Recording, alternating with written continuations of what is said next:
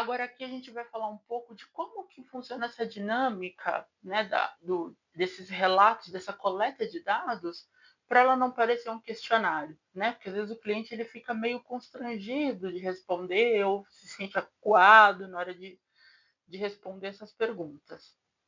Aqui eu dou uma dica muito importante, né? Que na hora de fazer a ficha de avaliação, que ela seja uma conversa, né? Que ela flua de uma maneira tranquila, né? Que ela seja uma coisa mais leve na hora de se fazer, porque o cliente ele se sente mais à vontade e confiante para responder, tá? Então, as perguntas abertas, elas estimulam as respostas mais ricas em detalhes.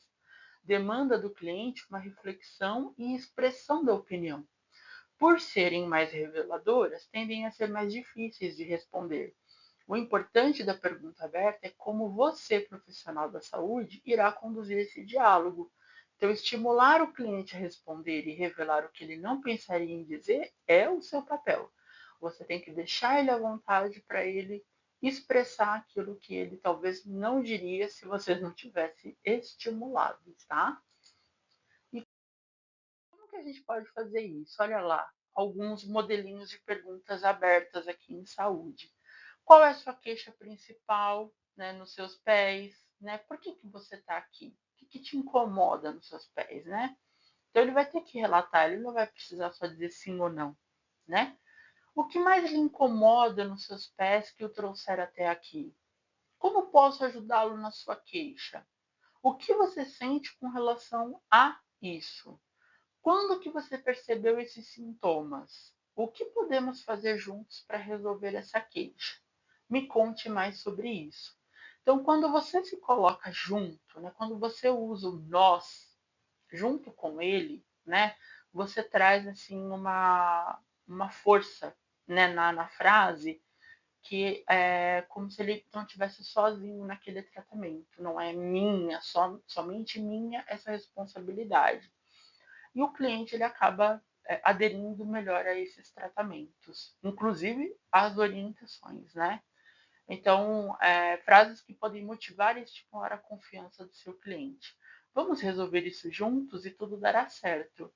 É possível tratar, controlar, melhorar os sintomas. Nunca minta para eles, vendendo curas milagrosas. O cliente, muitas vezes, a expectativa deles é ouvir que aquilo ali vai ser rápido. E a gente não pode mentir, né? Tem que ser verdadeiro e dizer, olha, né, é possível tratar, é possível controlar, é possível melhorar. Mas precisamos fazer isso daqui juntos, tá? Expectativa do cliente, ser ouvido, ser curado, né? E que tudo isso se resolva de maneira rápida, simples, sem dor, sem sacrifício, sem comprometimento. Parece até brincadeira, mas não é. Todos eles chegam com essa expectativa, sim. E a gente é que vai ali desmoronando esse castelinho mesmo, né? Vai tirando essa necessidade,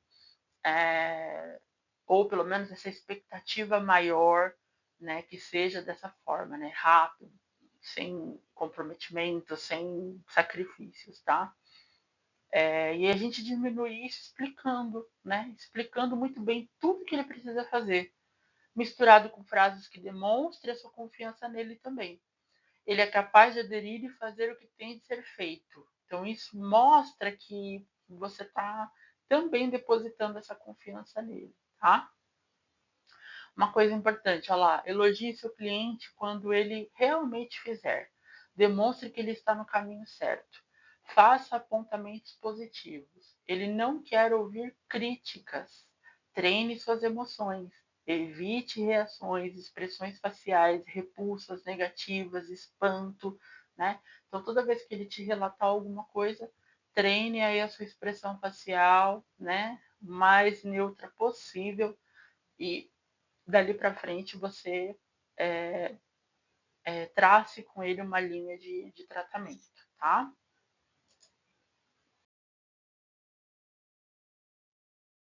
Uma coisa legal aqui na comunicação em saúde a forma como a gente também comunica, né? E como a gente registra esses dados, né? Até para a gente mesmo, né? Se certificar de que está no caminho certo e que a gente colheu os melhores dados aí, tá?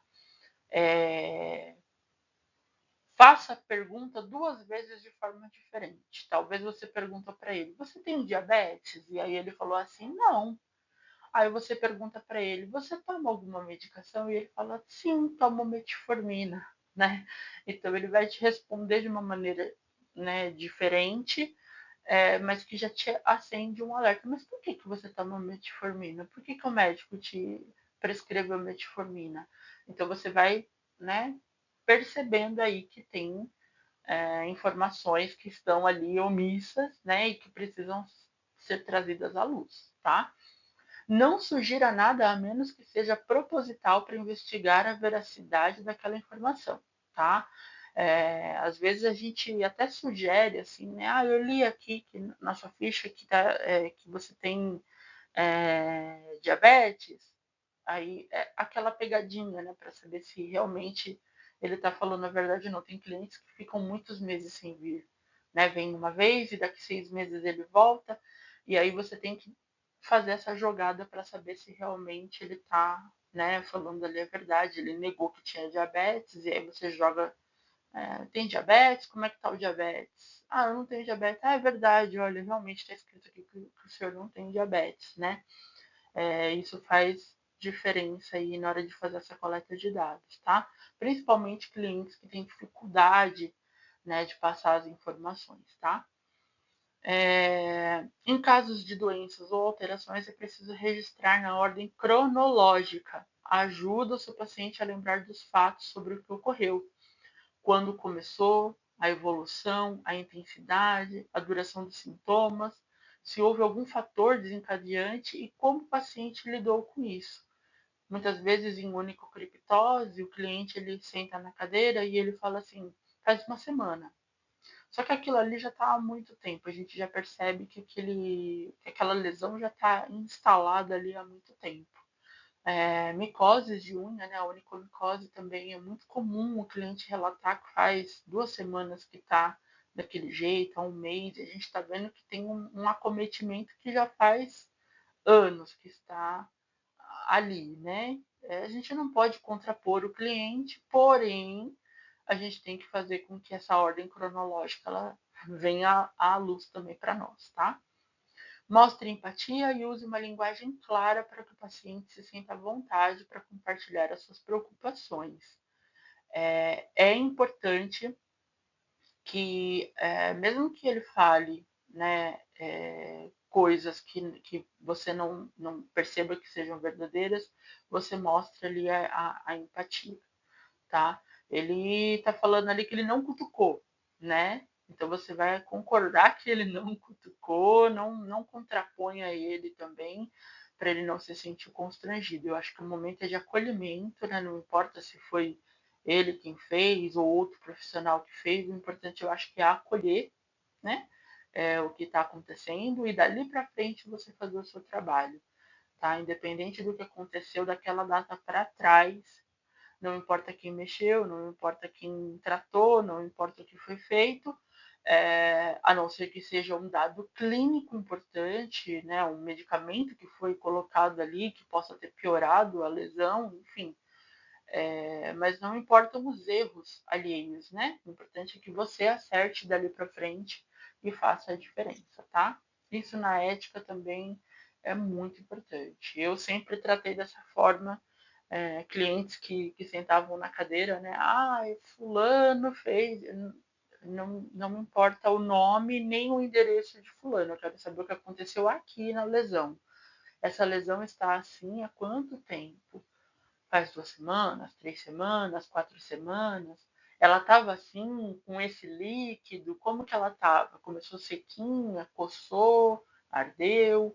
Então, essa investigação ela é muito mais importante do que realmente quem mexeu naquela lesão, tá?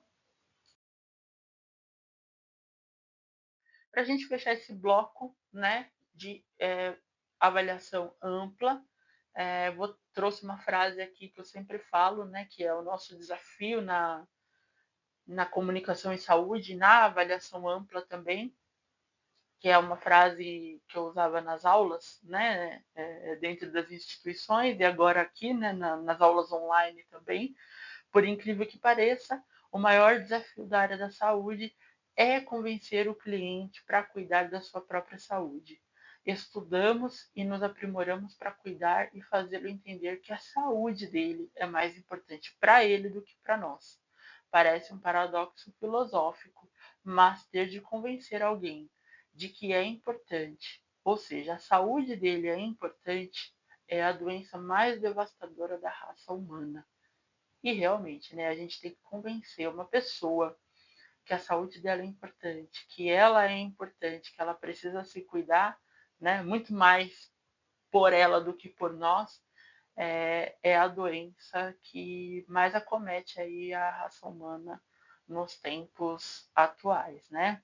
E que possamos fazer a diferença na vida dessas pessoas. O podólogo, com uma visão de avaliação ampla, ele vai ampliar a visão, ampliar a observação, ampliar o raciocínio clínico e trazer soluções para esse cliente que procurar os seus atendimentos, né? É esse podólogo que eu quero ver no gabinete de podologia, no consultório de podologia e no futuro aí que a gente tem próximo. Até a próxima aula e obrigada.